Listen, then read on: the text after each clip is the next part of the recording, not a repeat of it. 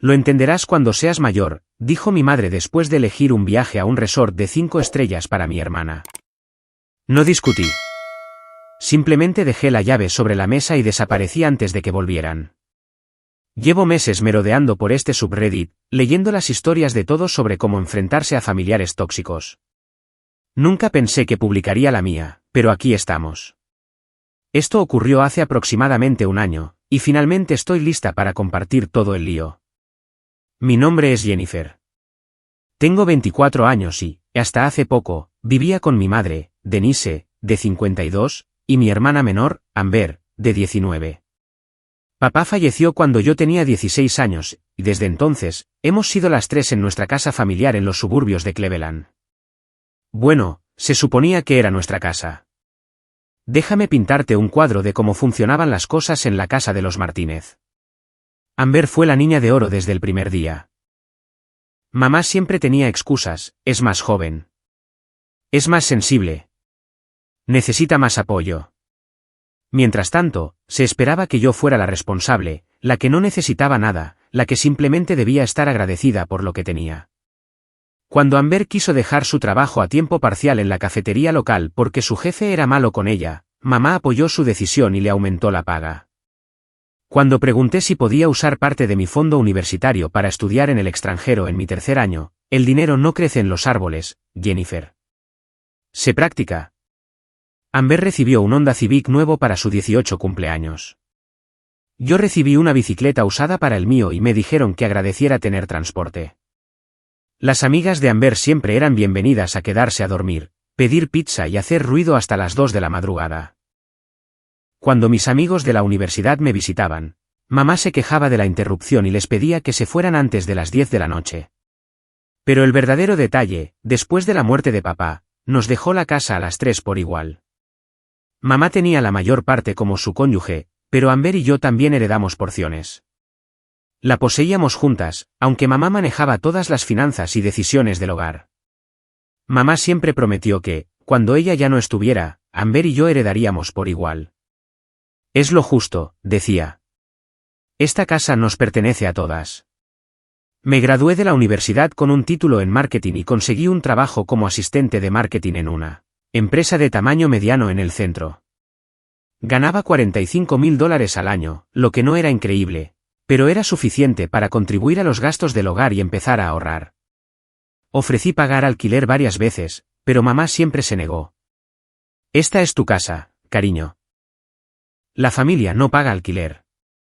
Amber, por otro lado, abandonó la universidad comunitaria después de un semestre, alegando que no era para ella.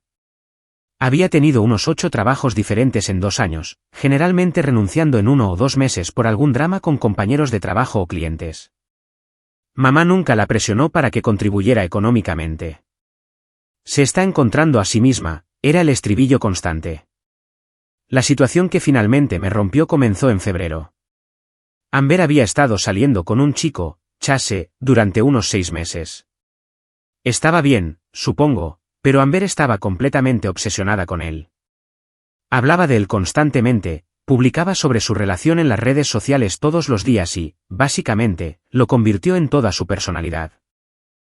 Un día, a principios de marzo, Amber irrumpió en el salón donde mamá y yo veíamos la televisión, prácticamente vibrando de emoción.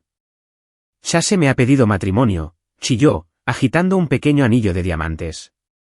Estamos prometidos. Admito que mi primer pensamiento fue que eran demasiado jóvenes y no habían estado juntos el tiempo suficiente para tomar esa decisión. Pero la felicité y le pregunté por sus planes. Fue entonces cuando las cosas se pusieron interesantes. Queremos tener una boda de destino, anunció Amber. En algún lugar tropical y hermoso. Chase ha estado mirando resorts en las Bahamas. Mamá inmediatamente empezó a entusiasmarse con lo romántico y maravilloso que sonaba. Hice la pregunta práctica, ¿cómo pensáis pagar eso? Ese tipo de bodas son caras. La cara de Amber decayó un poco. Bueno, esperábamos. Quiero decir, ya que papá siempre dijo que quería llevarme al altar algún día. Miró a mamá con ojos de cachorrito. La expresión de mamá se ablandó por completo. Por supuesto, cariño. Encontraremos una solución. Es tu día especial. Durante las siguientes semanas, Amber investigó lugares obsesivamente. Se decidió por un increíble resort en Nassau que costaba $15.000 solo por el paquete de boda, sin incluir vuelos, alojamiento ni ningún extra. Para una familia de 3, más los padres de Chase, estábamos hablando de cerca de $30.000 en total. Traté de ser comprensiva. De verdad que lo intenté. Pero cuando Amber empezó a hablar de volar en primera clase y de mejorar a suites con vistas al mar, tuve que decir algo. Quizás deberíamos mirar algunas opciones más económicas. Hay lugares preciosos que no cuestan tanto. Me miró como si le hubiera sugerido casarse en una gasolinera. Jennifer, esta es la boda de mis sueños. Llevo toda mi vida planeándola. Llevas prometida 3 semanas. Solo estás celosa porque nadie quiere casarse contigo. Eso dolió, pero lo dejé pasar. Amber siempre había sido dramática. El verdadero problema se hizo evidente cuando mamá me sentó para una reunión familiar a finales de marzo. Había estado haciendo números, dijo, y la boda iba a requerir una financiación creativa. Habían fijado la fecha para el 15 de septiembre, dándonos 6 meses para planificar y ahorrar. He estado pensando en la casa, dijo con cuidado. Sabes, el valor de las propiedades ha subido mucho en los últimos años. Si sacáramos un préstamo con garantía hipotecaria, podríamos cubrir fácilmente los costes de la boda de Amber. La miré fijamente. ¿Quieres hipotecar la casa por una boda? No es una boda cualquiera, Jennifer. Es la boda de ensueño de Amber. Y no es que estuviéramos gastando el dinero frívolamente. Es un evento único en la vida. Mamá, ¿y si pasa algo con tus ingresos? ¿Y si no puedes hacer los pagos? Podríamos perder la casa. No seas tan negativa. Mi trabajo es estable, y tú también estás contribuyendo ahora. Podemos manejar los pagos mensuales. Intenté explicar que asumir tanta deuda por una fiesta me parecía increíblemente arriesgado, especialmente cuando Amber y Chase no tenían ahorros y un empleo inconsistente. Mamá me acusó de no apoyarla y de estar celosa, pero acepté pensarlo. ¿Qué otra opción tenía? Éramos 2 contra 1, y mamá manejaba las finanzas de la casa. Unas semanas más tarde, en abril, mamá volvió a acercarse a mí. Había ido al banco y le habían preaprobado un préstamo con garantía hipotecaria de $35.000. Los pagos mensuales serían de unos $400, que ella estaba segura de que podríamos manejar entre su salario y mi contribución a los gastos del hogar. Solo hay una pequeña cosa, dijo. Como tú y Amber estáis ambas en la escritura como copropietarias, el banco necesita que las 3 firmemos los documentos del préstamo. Se me revolvió el estómago. Mamá, de verdad que no me siento cómoda con esto. Jennifer, por favor. Es por la felicidad de tu hermana. ¿No quieres que Amber tenga la boda que siempre ha soñado? Pedí más tiempo para pensar, pero la presión era constante. Amber hacía comentarios sobre cómo yo era lo único que se interponía entre ella y su día perfecto. Mamá suspiraba dramáticamente cada vez que surgía la planificación de la boda, mencionando lo decepcionada que estaba Amber de que no pudiéramos avanzar. Finalmente, a principios de mayo, cedí. Firmé los documentos del préstamo, y mamá inmediatamente empezó a transferir dinero para cubrir los gastos de la boda de Amber. La fecha se fijó para el 15 de septiembre, a solo 4 meses. Casi de inmediato, el gasto se descontroló. Amber decidió que necesitaba un nuevo vestuario para el viaje. Reservó tratamientos de spa y excursiones que no formaban parte del paquete original. Insistió en tener una cena de ensayo en el restaurante más caro del resort. Cuando mencioné los costes crecientes, mamá me dijo que no me preocupara. Ya lo resolveremos. Es el momento de Amber. 2 semanas antes de la boda, Amber anunció que había invitado a 6 amigos más para que se unieran a la celebración. Cuantos más, mejor, dijo alegremente. Hice los cálculos. Con los invitados adicionales, el alojamiento mejorado y todos los extras que Amber seguía pidiendo, estábamos hablando de cerca de $50.000 en gastos totales. Nuestro préstamo de $35.000 no iba a cubrirlo. ¿Cómo vamos a pagar el resto?, le pregunté a mamá. He estado pensando en eso, dijo. Podría sacar algunos adelantos en efectivo de mis tarjetas de crédito para cubrir la diferencia. Quizás unos $8.000. Me sentí mal. Mamá, eso es una locura. Los tipos de interés de los adelantos en efectivo son como del 25%. Nunca podremos devolver eso. Jennifer, a veces tienes que arriesgarte por la gente que quieres. Amber se lo merece. Intenté razonar con ellas una vez más. Sugerí recortar algunos de los extras, quizás reducir la lista de invitados o encontrar formas de reducir costes sin arruinar la visión de Amber. Ambas actuaron como si estuviera tratando de destruir la felicidad de Amber por pura malicia. Lo entenderás cuando seas mayor, dijo mamá con desdén. Ahora mismo, te centras en el dinero, pero la familia es lo que realmente importa. Algún día querrás que tu familia haga sacrificios por tu felicidad también. Esa frase resonó en mi cabeza durante días. Lo entenderás cuando seas mayor. Tenía 24 años, con estudios universitarios, empleada y contribuyendo al hogar. Pero al parecer, era demasiado joven e inmadura para tener una opinión válida sobre asumir una deuda agobiante por una fiesta. La gota que colmó el vaso llegó una semana antes de la boda. Llegué a casa del trabajo y encontré a Amber y a mamá rodeadas de bolsas de la compra en el salón. Amber estaba mostrando un vestido de diseñador que se había comprado para la cena de ensayo. Costó $800, pero es de Valentino, exclamó. Probablemente nunca volveré a tener algo tan bonito. Perdí los estribos. Amber, ya estamos $15.000 por encima del presupuesto para esta boda. ¿Por qué sigues gastando dinero que no tenemos?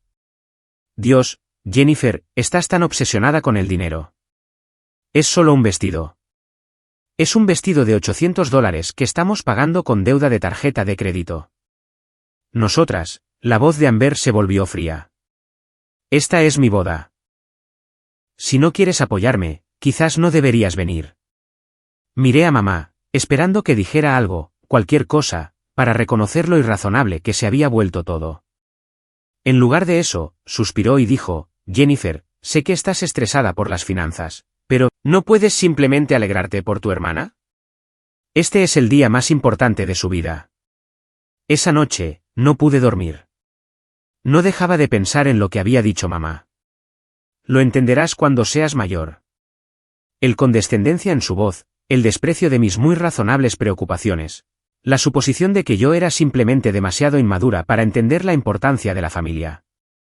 Pensé en mi padre, que siempre me había tratado como a una persona inteligente cuyas opiniones importaban. Él nunca habría hipotecado nuestra casa por una boda. Definitivamente no habría desestimado mis preocupaciones con comentarios paternalistas sobre la edad y la madurez. Y pensé en la casa. Papá nos la había dejado a las 3 por igual. Mamá siempre hablaba de cómo algún día sería mía y de Amber, cómo era nuestra seguridad, nuestra herencia. Ahora estaba dispuesta a arriesgarse a perderla por una fiesta. Fue entonces cuando tomé mi decisión. A la mañana siguiente, llamé para decir que estaba enferma en el trabajo y pasé el día investigando abogados inmobiliarios y legislación sobre propiedades. Lo que aprendí fue muy interesante. Dado que Amber y yo estábamos ambas en la escritura como copropietarias iguales con mamá, cualquiera de nosotras tenía derecho a solicitar al tribunal una venta por partición.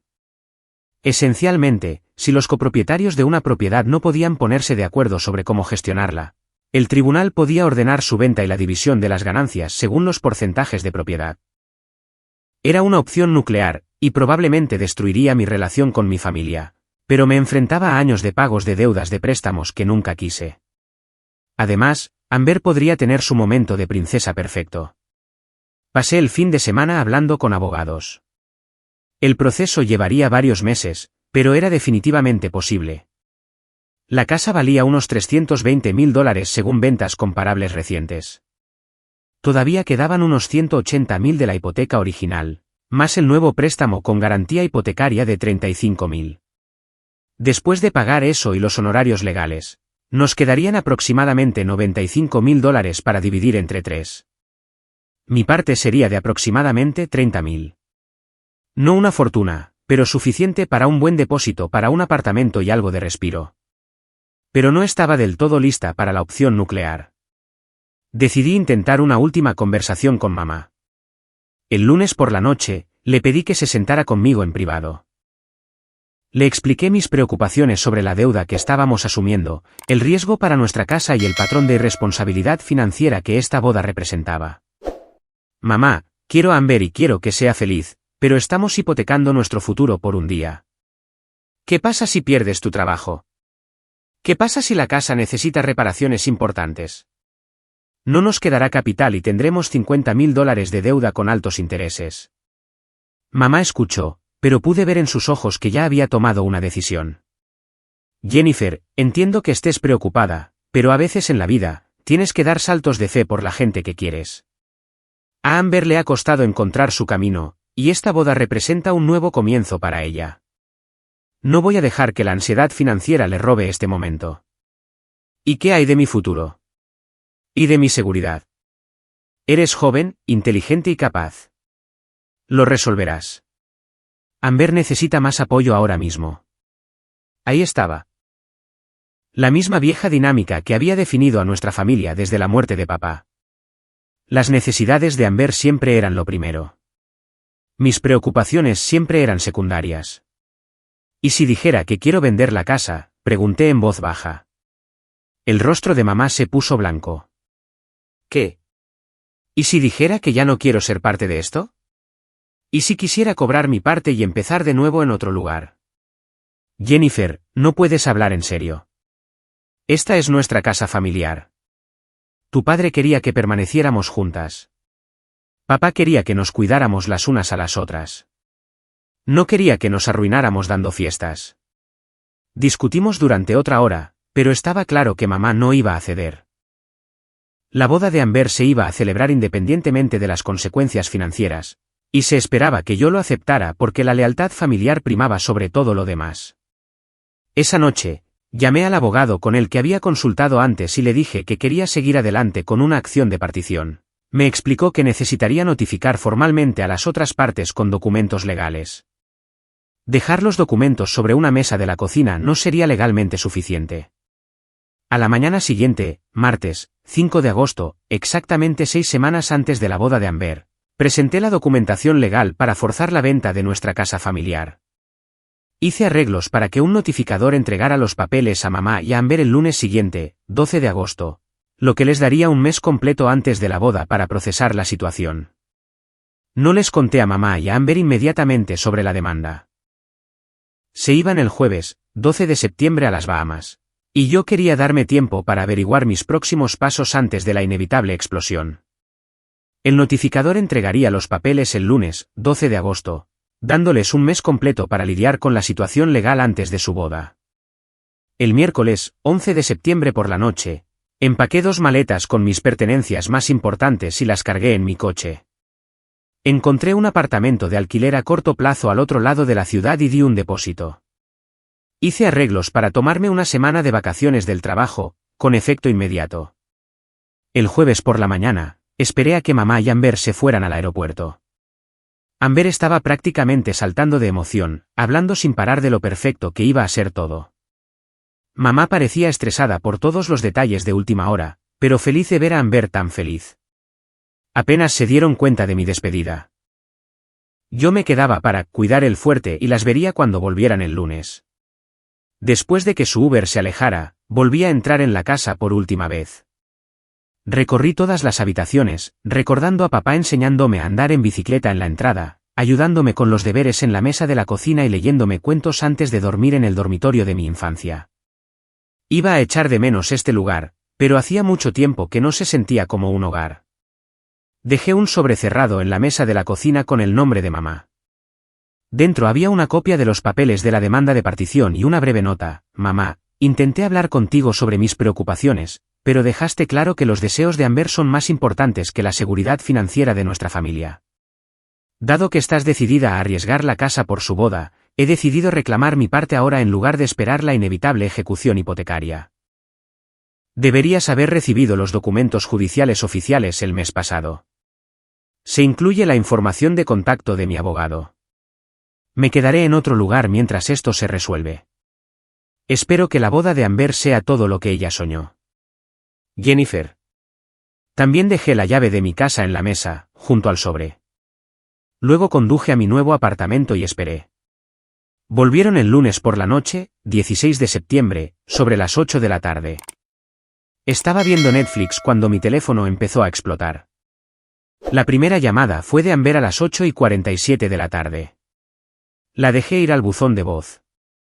El mensaje era principalmente gritos y llantos sobre cómo yo era una zorra celosa y vengativa, que había arruinado la mejor semana de su vida. La segunda llamada fue de mamá a las 9:15 de la noche, que también fue al buzón de voz. Este mensaje era más tranquilo, pero de alguna manera más devastador. Dijo que estaba decepcionada más allá de las palabras y que no podía entender cómo podía ser tan cruel y egoísta. Exigió que la llamara de inmediato para explicarme. Durante las siguientes 3 horas, recibí 47 llamadas telefónicas, 32 mensajes de texto y Dios sabe cuántos mensajes de voz. Tanto mamá como Amber pasaron por la ira, la negociación y el chantaje emocional. Algunos momentos destacados, de Amber: no puedo creer que me hagas esto durante el momento más feliz de mi vida. Mamá está llorando, y todo es culpa tuya. De mamá: tu padre se avergonzaría de ti. ¿Cómo puedes atacar a tu propia familia así? De Amber de nuevo: los padres de Chase piensan que ahora somos basura blanca por esto de la demanda. Me has humillado. De mamá: si crees que puedes chantajearnos para que te demos dinero, te equivocas. Lucharemos contra esto. No respondí a ninguno de ellos. ¿De qué servía? Había intentado tener conversaciones razonables durante meses, y me habían ignorado cada vez. El martes por la mañana, recibí una llamada de mi abogado, Tom Rodríguez. Mamá había llamado a su oficina y había dejado algunos mensajes muy enfadados. Parece que piensa que puedes retirar la demanda si quieres, dijo. Le expliqué que no funciona así una vez que se presenta la documentación, pero no pareció entenderlo. ¿Cuánto tiempo llevará esto?, pregunté. Probablemente de 4 a 6 meses, suponiendo que no se opongan. Si luchan, podría ser más largo.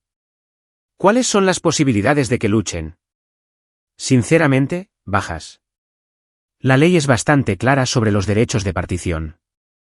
Luchar solo les costaría honorarios legales que, al parecer, no pueden permitirse. Esa tarde, Amber apareció en mi oficina. Seguridad me llamó para decirme que tenía una visita que estaba causando un alboroto en el vestíbulo. Bajé y encontré a Amber llorando y montando una escena frente al mostrador de recepción. Jennifer, por favor, dijo cuando me vio. Tienes que parar esto. Mamá no puede dormir. Está hablando de sacar más préstamos para luchar contra la demanda. La saqué afuera para que pudiéramos hablar en privado. Yes, intenté discutir esto con vosotros durante meses. No quisisteis escuchar. Pero acabo de casarme. Se suponía que este era el momento más feliz de mi vida, y ahora todo está arruinado. ¿Cómo estuvo tu boda? La pregunta pareció pillarla por sorpresa. Fue preciosa. Perfecta, de hecho. El resort era increíble, y la ceremonia fue como un cuento de hadas. Me alegro. De verdad que sí. Quería que tuvieras una boda bonita. Entonces, ¿por qué estás haciendo esto? Intenté explicarle una vez más sobre la deuda, el riesgo financiero y el patrón de favoritismo que había llevado a este punto. Amber escuchó, pero pude notar que no me estaba oyendo realmente. No entiendo por qué estás tan obsesionada con el dinero, dijo finalmente. Es solo dinero. Somos familia. Y fue entonces cuando me di cuenta de que probablemente nunca nos entenderíamos. Para Amber, el dinero era simplemente algo que aparecía cuando lo necesitaba, y las consecuencias de gastar de más eran problema de otra persona. Para mí, el dinero representaba seguridad, independencia y la capacidad de tomar decisiones sobre mi propia vida. No estoy obsesionada con el dinero, le dije. Simplemente no quiero pasar los próximos 10 años pagando deudas por tu fiesta. No fue solo una fiesta. Fue mi boda. Una boda es un día. La deuda habría durado una década. Se fue sin despedirse. Las siguientes semanas fueron duras. Mamá y Amber siguieron intentando diferentes tácticas para que retirara la demanda. Mamá se ofreció a refinanciar la casa y quitar mi nombre de todos los préstamos si simplemente cancelaba la acción legal. Amber me escribió una larga carta sobre la lealtad familiar y el perdón. Cuando la manipulación emocional no funcionó, intentaron poner a otras personas en mi contra. Mamá llamó a mis tías y tíos para decirles que estaba destrozando a la familia por dinero. Amber publicó vagos mensajes en las redes sociales sobre ser traicionada por alguien en quien confiaba. Algunos de nuestros parientes lejanos se pusieron en contacto conmigo, principalmente para expresar su confusión sobre lo que estaba sucediendo. Cuando les expliqué la situación, la mayoría de ellos fueron bastante comprensivos. El hermano de mi padre, el tío Mike, dijo que pensaba que estaba siendo inteligente al proteger mi futuro financiero. Tu padre siempre se preocupó por los gastos de tu madre, me dijo tomando un café una tarde. Solía decir que Denise era demasiado generosa para su propio bien, especialmente cuando se trataba de Amber. Eso fue una novedad para mí, pero tenía sentido en retrospectiva. El caso de partición avanzó de manera constante. Mamá y Amber contrataron a un abogado para que las representara, pero como Tom había predicho, no había mucho que pudieran hacer para detener el proceso. El tribunal ordenó una tasación de la propiedad y programó una audiencia para aprobar la venta. Durante este tiempo, tuve que lidiar con las consecuencias de formas que no había previsto. La noticia de la demanda se había extendido por nuestro vecindario, y empecé a recibir preguntas compasivas pero indiscretas de los vecinos. Cuando volví a recoger más de mis pertenencias, la señora Patterson de al lado me acorraló una tarde mientras cargaba cajas en mi coche. Jennifer, cariño, me he enterado de lo que está pasando con la casa, dijo, bajando la voz conspiradoramente. Solo quiero que sepas que tu padre estaría orgulloso de ti por defenderte. Ese comentario me afectó más de lo que esperaba. Me había estado cuestionando constantemente, preguntándome si papá realmente aprobaría que forzara la venta de nuestra casa familiar, pero la señora Patterson conocía a nuestra familia desde hacía 15 años. Había visto a Amber crecer recibiéndolo todo mientras yo trabajaba por cada oportunidad. Tu madre tiene buenas intenciones, continuó, pero a esa hija suya la han malcriado desde que falleció tu padre. Alguien tenía que ponerle un alto alguna vez. En el trabajo, me sumergí en mis proyectos con un enfoque renovado. Tener mi propio lugar y saber que estaba construyendo hacia una independencia financiera real me dio una energía que no había sentido en años. Mi jefa, Margaret, notó el cambio y me llamó a un lado durante nuestra reunión mensual individual. No sé qué está pasando en tu vida personal, pero sea lo que sea, parece que te estás sentando bien, dijo. Tu trabajo ha sido excepcional estos últimos meses. He estado pensando en ascenderte a coordinadora de marketing senior. El ascenso vino con un aumento de sueldo de $8,000, lo que se sintió como si el universo me dijera que había tomado la decisión correcta. Finalmente me estaban reconociendo por mis contribuciones, en lugar de tratarme como un cajero automático para los sueños de otras personas. Mientras tanto, el drama en casa se intensificaba de formas que me llegaban a través de los rumores familiares. Mi prima María me llamó a principios de agosto para ponerme al día de lo que había oído de su madre, que había hablado con mamá. Al parecer, Amber ha estado teniendo ataques de pánico por la situación de la casa, me dijo María. Está convencida de que todo el mundo en el pueblo habla de sus problemas financieros y le da vergüenza salir de casa. Sentí una punzada de simpatía, pero luego María continuó. Lo raro es que sigue publicando en Instagram lo perfecta que fue su boda y presumiendo de todas las cosas caras que se compró para la luna de miel. O sea, chica, quizás no deberías alardear de los bolsos de diseñador si intentas que te tengan lástima por tus problemas de dinero. Eso era tan típico de Amber. Quería tenerlo todo, ser vista como la víctima de mi cruel demanda y como la glamurosa recién casada que vive su mejor vida. La verdadera revelación llegó cuando me encontré con la madre de Chase, Patricia, en el supermercado a mediados de agosto. Solo la había visto un par de veces antes de la boda, pero me reconoció y se acercó con cautela. Jennifer, espero que no te importe que te pregunte, ¿pero está todo bien con tu familia? Chase mencionó que había algunos problemas legales con vuestra casa.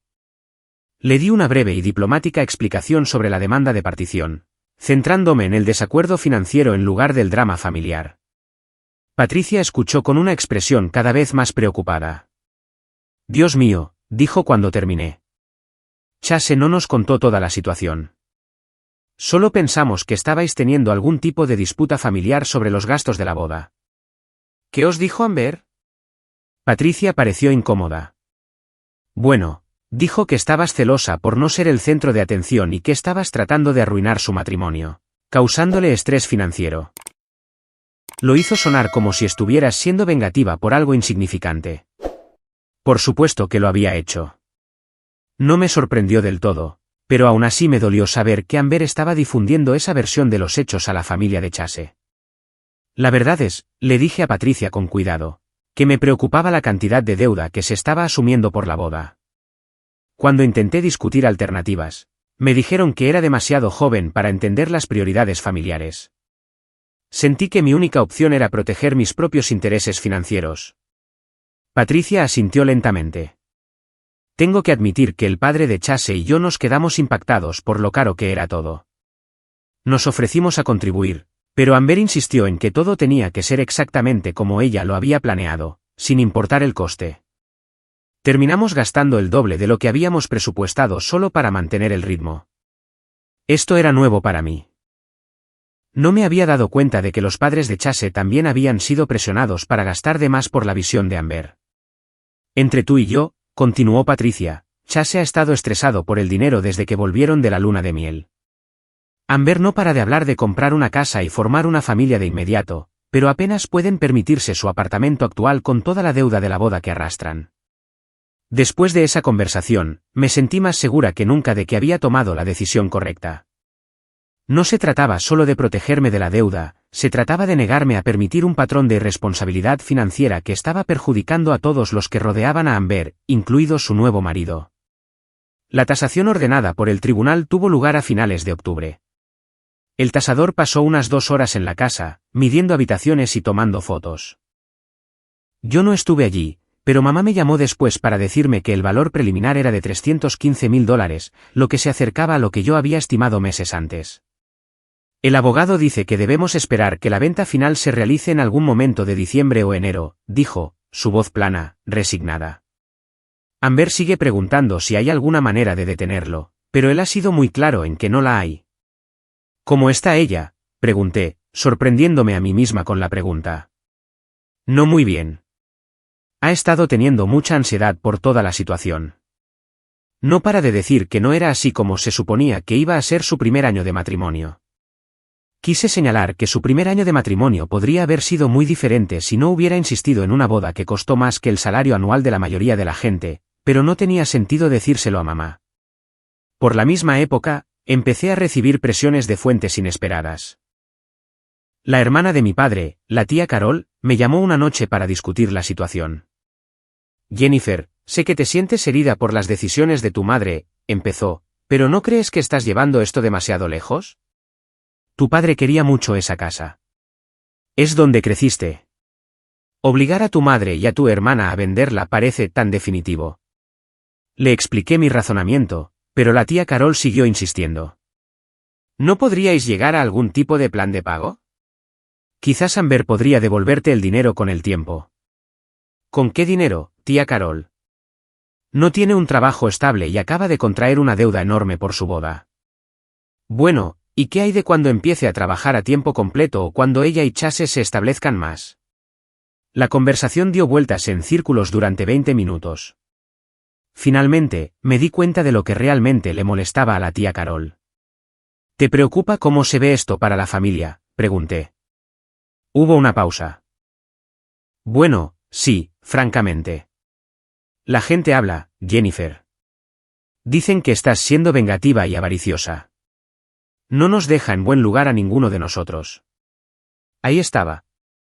El verdadero problema no era mi seguridad financiera ni las relaciones familiares, era la reputación de la familia en la comunidad. Siento que te avergüences, le dije, pero no voy a endeudarme de por vida para proteger la imagen de la familia. Esa conversación me hizo darme cuenta de cuánta gente esperaba que yo simplemente absorbiera en silencio las consecuencias financieras de las elecciones de Amber para evitar hacer olas. La idea de que yo pudiera priorizar mi propio bienestar por encima de la armonía familiar era aparentemente escandalosa para algunos parientes. Pero otros miembros de la familia me apoyaron más. El hermano de papá, Mike, me llamó unos días después de mi conversación con la tía Carol. He oído que Carol te dio la lata por la situación de la casa, dijo. Quería que supieras que no todos en la familia piensan que te equivocas. Gracias, tío Mike. Significa mucho. Tu padre siempre se preocupó de que tu madre mimara a Amber hasta el punto de que le haría daño a largo plazo. Solía decir que Amber necesitaba aprender a manejar la decepción y a hacer concesiones, o nunca sería capaz de funcionar como una adulta. Esta era la segunda vez que alguien mencionaba las preocupaciones de papá sobre la crianza de Amber. Ojalá todavía estuviera aquí para ayudar a navegar este lío, pero estaba empezando a entender que podría haber apoyado mi decisión. A principios de septiembre, el estrés estaba haciendo mella visible en todos los implicados. Me enteré por María de que mamá había estado llamando para decir que estaba enferma en el trabajo con más frecuencia, y Amber había estado en pijama la mayor parte de los días, leyendo obsesivamente foros en línea sobre disputas financieras familiares. La ironía era que si Amber hubiera puesto la mitad de energía en encontrar un empleo estable como la que estaba, poniendo en investigar formas de culparme por sus problemas, probablemente podría haber empezado a reducir su deuda. En noviembre, unos 3 meses después de haber presentado la demanda, mamá me llamó desde un número que no reconocí. Casi no contesto, pero algo me hizo cogerlo. Jennifer. Su voz era queda, derrotada. ¿Podemos hablar? Nos reunimos en una cafetería del centro. Mamá parecía agotada. Había perdido peso y tenía ojeras oscuras bajo los ojos. El abogado dice que no podemos detener la venta, dijo sin preámbulos. Lo sé. La casa probablemente se venderá por unos $315.000. Después de pagar ambas hipotecas y los honorarios legales, nos quedarán unos 90.000 para dividir entre 3. Hice los cálculos mentalmente. Eso significaba que recibiría unos $30.000, que era exactamente lo que había calculado meses antes. Eso no es suficiente para que compremos otra casa en esta zona, continuó mamá. No con los préstamos estudiantiles de Amber y la deuda de la boda. Tendremos que mudarnos a un lugar más barato, probablemente de alquiler por un tiempo. Sentí una punzada de culpa, pero la reprimí. Siento que haya salido así. ¿Lo sientes? ¿De verdad lo sientes, Jennifer? La pregunta quedó flotando en el aire entre nosotras. ¿Lo sentía? Sentía que hubiera llegado a esto. Sentía que nuestra familia se hubiera desmoronado. Sentía que papá no estuviera aquí para ayudarnos a navegar este lío. Pero, ¿sentía haberme defendido? ¿Haberme negado a dejar que hipotecaran mi futuro por la boda de fantasía de Amber? No, de eso no me arrepentía. Siento que no pudiéramos encontrar una solución mejor, dije finalmente. Mamá asintió lentamente. Sé que piensas que siempre favorecía a Amber. Quizás lo hice. Simplemente parecía necesitar más apoyo, más ánimo. Tú siempre fuiste tan capaz, tan independiente. Yo habría estado bien, dije en voz baja, pero eso no significa que deba sacrificar mi seguridad financiera por los deseos de Amber. Tienes razón. La admisión pareció costarle algo. Me dejé llevar por el deseo de darle la boda perfecta. No pensé en las consecuencias a largo plazo. Hablamos durante otra hora.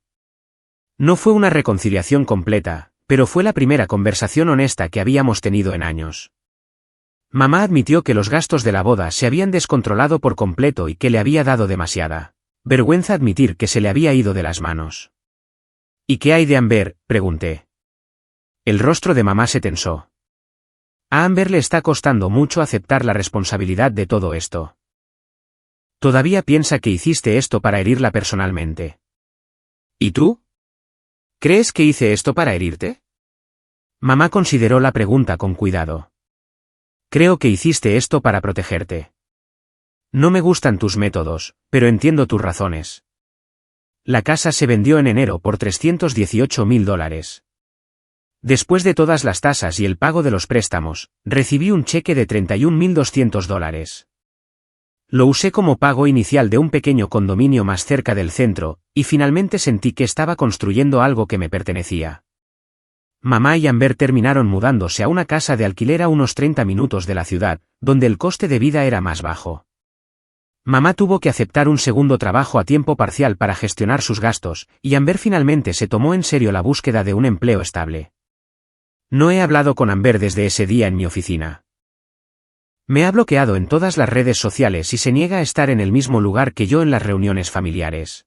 Según otros parientes, a ella y a Chase les va bien, pero el estrés financiero de la deuda de la boda ha sido duro para su matrimonio. Mamá y yo hemos empezado a reconstruir lentamente nuestra relación. Almorzamos una vez al mes y, aunque las cosas no son como antes, son más honestas. Ha admitido que consintió a Amber durante años y que la situación de la boda fue la culminación de muchas malas decisiones financieras. Hace unas semanas, Amber tuvo un bebé. Mamá me envió fotos y sentí una mezcla complicada de emociones. Ahora soy tía, pero nunca he conocido a mi sobrino, y probablemente no lo haré pronto. A veces me pregunto si hice lo correcto. ¿Podría haber encontrado una manera de resolver el problema sin destruir a mi familia? ¿Debería haberme aguantado y aceptado la deuda por el bien de mantener a todos juntos? Pero luego pienso en dónde estoy ahora. Soy dueña de mi propia casa. No tengo deudas, excepto mi hipoteca. Estoy construyendo una vida basada en mis propias decisiones y prioridades. Tengo una relación con mi madre que se basa en el respeto mutuo en lugar de la culpa y la obligación. Amber tuvo la boda de sus sueños, pero a costa de la estabilidad financiera y las relaciones familiares. Mamá aprendió algunas lecciones duras sobre el consentimiento y la responsabilidad financiera. Y yo aprendí que a veces protegerse a uno mismo requiere tomar decisiones que otras personas nunca entenderán o perdonarán.